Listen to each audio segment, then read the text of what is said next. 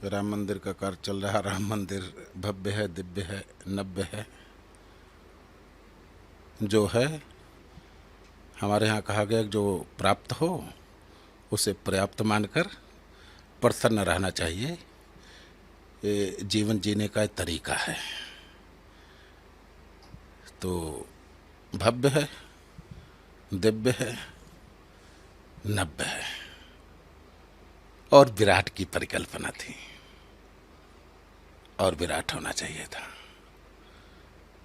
हमको ऐसा लगता है सनातन धर्म में, भारत में ऐसा कोई देवस्थल नहीं है जिसके प्रति इतनी आस्था लोगों की हो, जिसके प्रति लोगों की का इतना लगाव हो, या जिसके प्रति लोगों ने इतना बलिदान दिया हो।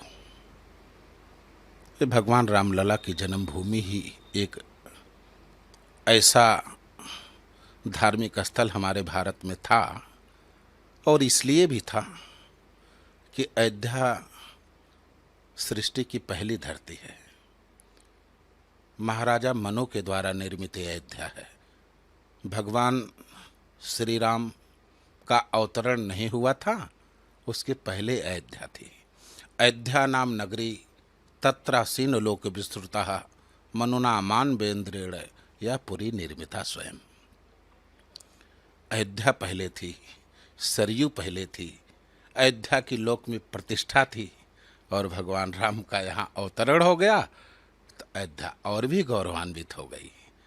तो उस अनुरूप तो इसकी विराटता और ही होनी चाहिए थी, क्योंकि जिस हिसाब से लोगों ने अनुदान दिया है, जिस हिसाब से लोगों ने समर्पण किया है, जिस हिसाब से लोगों ने दान किया है, जिस हिसाब से लोगों ने सहयोग किया है, जितना बड़ा मंदिर बन रहा है, ऐसे मंदिर हमारे भारत में बहुत हैं। जैन धर्म के तमाम लोगों ने ऐसे मंदिर बना रखे हैं।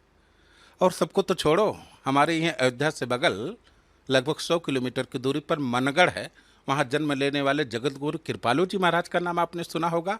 वृंदावन में सबसे आकर्षण का केंद्र है प्रेम मंदिर। उन्होंने प्रेम मंदिर वृंदावन अकेले बनाया।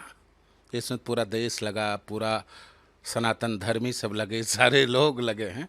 तो और थोड़ा, लेकिन जो है उसमें हम संतुष्ट हैं, शिकायत नहीं। लेकिन आकांक्षा तो होनी चाहिए ना, उम्मीद तो होनी चाहिए ना, सोच तो बड़ी होनी चाहिए ना, क्योंकि हमारे पास धन भी पर्याप्त था।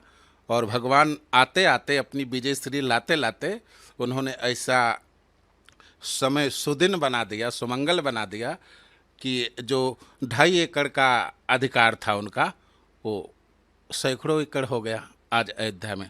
तो और विराट होना चाहिए था, लेकिन जो भी है अच्छा है, हम संतुष्ट हैं। सबकी अपनी भाई उनकी सरकार आएगी, लेकिन उनको अभी भी प्रयास करना चाहिए। कभी वो वर्तमान में सांसद हैं, सांसद की जो निधि है, सांसद की जो व्यवस्था है, सांसद के जो मौलिक संवैधानिक अधिकार हैं, उसके द्वारा वो जितना बन सके अभी उनको करना चाहिए। भविष्य में उनकी सरकार आएगी तो जितना भव्य, जितना बड़ा विकास करना चाहते हैं वो करें, लेकिन अभी उनको अभी भी प्रयास करना चाहिए कि जो विकास हो रहा है उत्तर प्रदेश सरकार के द्वारा या भारत सरकार के सहयोग से, तो उसमें वो भी अयोध्या के लोकसभा सदस्य हैं, तो उनको अपनी बात रखनी चाहिए और अधिक से अधिक उनको भी यहाँ ला करके अनुदान और अयोध्या के विकास में वृद्धि करनी चाहिए।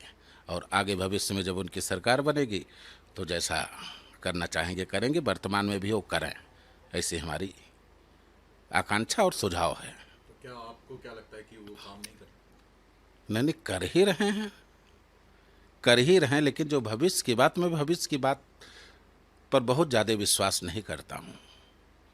हम 2047 के सपने से केवल संतुष्ट नहीं हैं, हमको 2025 भी अच्छा चाहिए, 2026 भी अच्छा चाहिए, 2027 भी। आज हमारा अच्छा होगा तो कल अपने आप अच्छा हो जाएगा।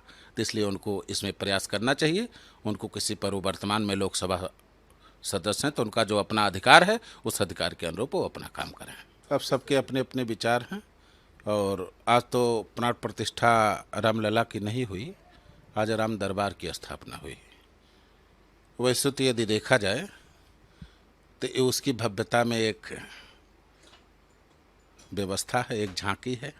जिस भव्यता की बात आपने पहले ही आपने प्रश्न किया, उस भव्यता की एक झांकी है राम दरबार, जो भी वहाँ सब उस जन्मभूमि की भव्यता के लिए मूलतः वहाँ केवल रामलला का स्थान है। बाकी राजगद्दी अलग है, दशरथ महल अलग है, कौशल्या भवन अलग है, लक्ष्मण किला अलग है, भरत जी का स्थान अलग है, शत्रुघ्न जी का स्थान अलग है। सभी के स्थान यहाँ अलग अलग पहले से बनाए गए हैं।